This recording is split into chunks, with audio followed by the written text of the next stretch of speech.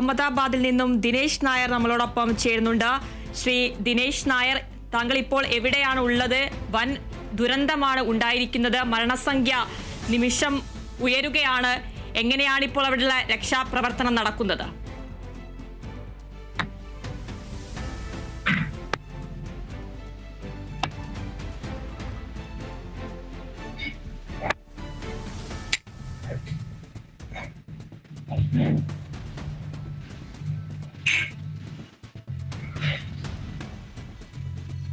ശ്രീ ദിനേശ് നായർ, താങ്കൾ ഇപ്പോൾ എവിടെയാണ് ഉള്ളത്? അതുപോലെ തന്നെ ഈ അപകടമുണ്ടായ സ്ഥലത്താണോ ഉള്ളത്?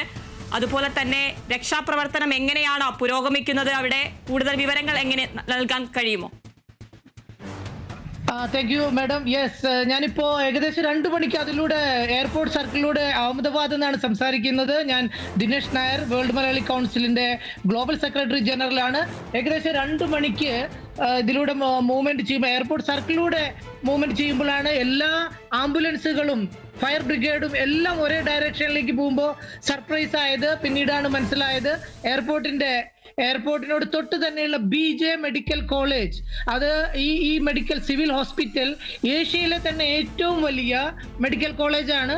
അത് എയർപോർട്ടിന് തൊട്ടടുത്ത് തന്നെ ആയത് നല്ലതായി. കാരണം എല്ലാ 40ഓളം പേര് അങ്ങോട്ട് പെട്ടെന്ന് തന്നെ എടുക്കാൻ സാധിച്ചിട്ടുണ്ട്. പിന്നെ 2 ബിൽഡിങ്ങുകളുടെ ഇടയിലായിട്ടാണ് ഈ പ്ലെയിൻ വീണതും അതിൽ കുടുങ്ങി. പിന്നെ എന്താ പറയുക, പ്ലെയിൻ പാർട്സ് എല്ലാം അവിടെ ചിന്നിച്ചതറി കിടക്കുന്നുണ്ട്. അതിൻ്റെ വിങ്സ് ബിൽഡിങ്ങിൽ തട്ടി കിടക്കുന്നുണ്ട്. പറഞ്ഞ പോലെ അവിടെ ഈ BJ മെഡിക്കൽ കോളേജിന്റെ ഹോസ്റ്റൽ, അവിടെ ഹോസ്റ്റലല്ല, അതിന്റെ മെസ്സ്, സ്റ്റുഡൻസ് മെസ്സ് അവിടെ ഉണ്ട്. അതിനെക്കുറിച്ച് കൂടുതൽ അവിടുന്ന് ആരെങ്കിലും കാഷ്വാലിറ്റീസ് ഉണ്ടോ അതിനെക്കുറിച്ച് അവിടുത്തെ അടുത്തേക്ക് പോകാൻ സമ്മതിക്കുന്നില്ല. അപ്പൊ പറഞ്ഞ പോലെ എയർ ഇന്ത്യയുടെ ഫ്ലൈറ്റ് ക്ലേഷേഴ്സായി അഹമ്മദാബാദില്. അത് വളരെ ട്രാജിക് ഇൻസിഡന്റ് ആണ് എന്നതിൽ സംശയമില്ല. പിന്നെ എഞ്ചിൻ സ്പാർക്ക് ആയിരിക്കാനുള്ള സാധ്യതയുണ്ട്. ഫുൾ ഫ്യൂൽ അടിച്ച സമയമായിരുന്നു, നിറയെ ഇന്ധനം നിറച്ച സമയമായിരുന്നു. 242ഓളം പാസഞ്ചേഴ്സ് ഉണ്ടായിരുന്നു എന്നും 2 പൈലറ്റുമാരും 10 ക്രൂ അടക്കം അതിലുണ്ടായിരുന്നു. ലണ്ടനിലേക്ക് 1:39 ഇവിടുന്ന് എടുത്ത് 6:25 അവിടെ അവരെ സ്വീകരിക്കാൻ ആൾക്കാർ നിൽക്കേണ്ട സമയമാണ്. റെസ്ക്യൂ ഓപ്പറേഷനും അതുപോലെ തന്നെ റിലീഫ് സ്ക്വാഡെല്ലാം സൈറ്റിൽ ധാരാളം എത്തിയിട്ടുണ്ട് എന്ന് പറഞ്ഞു തരാം. എയർപോർട്ട് ടെമ്പററി അടച്ചു കഴിഞ്ഞു. പിന്നെ 130ഓളം പേര് മരിച്ചു എന്നാണ് അറിയാൻ കഴിയുന്നത്. കൃത്യമായി ഒഫീഷ്യലി പറയാൻ കഴിയില്ല. 40ഓളം പേരെ ഹോസ്പിറ്റലിലേക്ക് മൂവ്മെന്റ് ചെയ്തതായി കണ്ടു. പക്ഷേ അത് അവരുടെ സ്ഥിതി കൃത്യമായിട്ട് പറയാൻ വയ്യ. അവരുടെ മെഡിക്കൽ സ്റ്റാറ്റസ് എന്താണ് എന്ന് നമുക്ക് പറയാൻ പറ്റുന്നില്ല. 242ഓളം പാസഞ്ചേഴ്സ് ഓൺ ബോർഡുള്ള പ്ലെയിൻ ആയിരുന്നു. ഹെൽപ്പ് ലൈൻ നമ്പറും അവർ ഡിക്ലെയർ ചെയ്തിട്ടുണ്ട്. ആർക്ക് എന്ത് ഇൻഫർമേഷൻ വേണമെങ്കിലും അവർക്ക് കോണ്ടാക്ട് ചെയ്യാനുള്ള നമ്പർ അവർ ഡിക്ലെയർ ചെയ്തിട്ടുണ്ട്. പിന്നെ അതിൽ സംസാരിക്കുന്നത് കേട്ടത് കൊണ്ട് പറയാണ്, 169 ഇന്ത്യൻസ് പ്ലെയിനിൽ ഉണ്ടായിരുന്നു. ഇന്ത്യൻസ് 50-ലധികം UK പൗരന്മാരാണ്. അതായത് 53 ബ്രിട്ടീഷുകാർ, 8 കുട്ടികളും 2 കൈക്കുഞ്ഞുങ്ങളും ഉണ്ടായിരുന്നു എന്നതാണ് അറിയാൻ കഴിഞ്ഞത്. നമ്മുടെ ഗുജറാത്തിന്റെ former chief minister Vijay Rupani അതിലുണ്ടായിരുന്നു. അത് ക്രിട്ടിക്കലി സീരിയസ് ആണ് എന്നാണ് മനസ്സിലാക്കാൻ കഴിയുന്നത്. മാഡം ദിനേശ്, നമുക്കിപ്പോൾ ലഭിച്ച വിവരം അനുസരിച്ച് ജനവാസ മേഖലയ്ക്ക് അടുത്താണ് ഈ ഒരു വിമാനം തകർന്നു വീണിരിക്കുന്നത് എന്നതാണ്. IGB കോമ്പൗണ്ടിൽ ഒരു ഹോസ്റ്റൽ കെട്ടിടത്തിന് മുകളിലാണ് വിമാനം തകർന്നു വീണത് എന്നതാണ് ലഭിക്കുന്ന വിവരം. ഈ ഹോസ്റ്റൽ കെട്ടിടം പഴയ കെട്ടിടമാണോ അതോ ഇത്തരത്തിൽ കുട്ടികൾ താമസിക്കുന്ന ഒരു കെട്ടിടമാണോ? ആ ഒരു കെട്ടിടത്തിൽ ഉണ്ടായിരുന്ന ആളുകൾക്ക് അപകടം സംഭവിച്ചിരിക്കാനുള്ള സാധ്യത എന്താണ്? സാധ്യതകൾ കുറവാണ്. കാരണം അത് മെഡിക്കൽ കോളേജിന്റെ ഹോസ്റ്റൽ മെസ്സാണ്.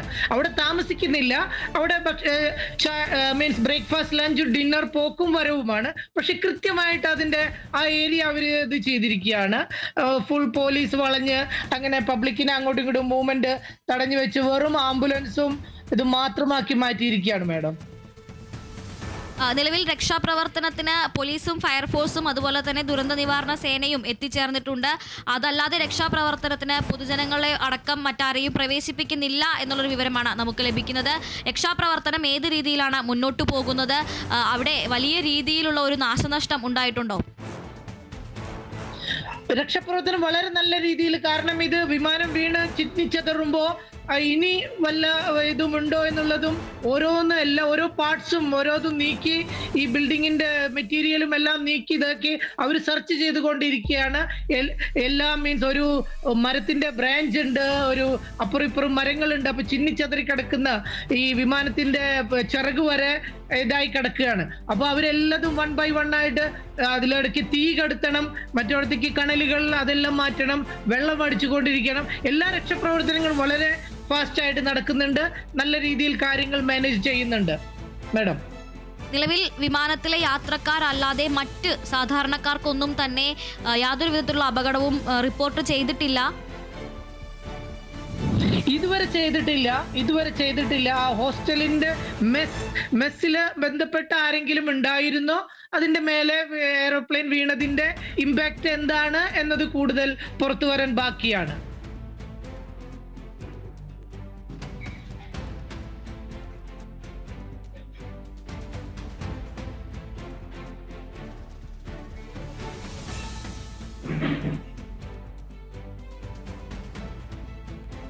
ഇപ്പോൾ ആശുപത്രി സൗകര്യങ്ങളെ കുറിച്ചുകൂടി നമുക്ക് അറിയേണ്ടതുണ്ട്. ഈ അപകടത്തിൽ പെട്ട ഈ ഒരു മേഘ്ന നഗർ എന്ന് പറയുന്ന മേഖലയ്ക്ക് ചുറ്റും കൃത്യമായ ഒരു അകലത്തിൽ എത്ര ആശുപത്രികൾ ഉണ്ടായിരിക്കും?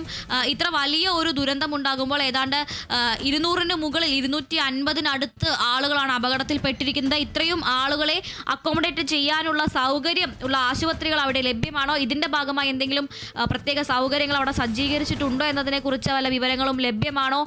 ആശുപത്രി സൗകര്യങ്ങൾ അതുപോലെ തന്നെ പ്രാഥമിക ശുശ്രൂഷ സൗകര്യങ്ങൾ, ഫസ്റ്റ് എയ്ഡ് അല്ലെങ്കിൽ ഫസ്റ്റ് റെസ്പോൺസ് അടക്കം എത്രത്തോളം അവിടെ ഫെസിലിറ്റേറ്റ് ചെയ്യാൻ സാധിച്ചിട്ടുണ്ട്? അതാണ് ഞാൻ തുടക്കത്തിൽ പറഞ്ഞു. ഈ അഹമ്മദാബാദ് എയർപോർട്ടിന് തൊട്ടടുത്താണ് ഏഷ്യയിലെ, ഇന്ത്യയിൽ മാത്രമല്ല ഏഷ്യയിലെ ലാർജസ്റ്റ് ഗവൺമെന്റ് ഹോസ്പിറ്റൽ നിലനിൽക്കുന്ന സ്ഥലമാണത്. അപ്പോ തൊട്ടടുത്താണ്. ജസ്റ്റ് അപ്പോ എയർപോർട്ട് എന്ന് പറഞ്ഞാൽ അതിന്റെ വലിപ്പം അറിയാലോ. തൊട്ടടുത്ത് എന്ന് പറഞ്ഞാൽ എയർപോർട്ട് തന്നെ വളരെ വലുതാണ്. എയർപോർട്ടിന്റെ ബൗണ്ടറിയിൽ തന്നെ ഏഷ്യയിലെ ഏറ്റവും ലാർജസ്റ്റ് ഹോസ്പിറ്റലാണ്. എല്ലാ ഫെസിലിറ്റികളും എല്ലാ ഡിപ്പാർട്ട്മെന്റുകളും ഉള്ള മിക്ക ഹോസ്പിറ്റലുകളിൽ നിന്നും റിജക്ട് ചെയ്ത കേസുകൾ വരെ വരുന്ന ഒരു ഹോസ്പിറ്റലാണ്. അതുകൊണ്ട് എല്ലാം മാനേജ് ചെയ്യാനുള്ള ഫെസിലിറ്റി അവിടെ ഉണ്ട് എന്നുള്ളതിൽ യാതൊരു സംശയവുമില്ല.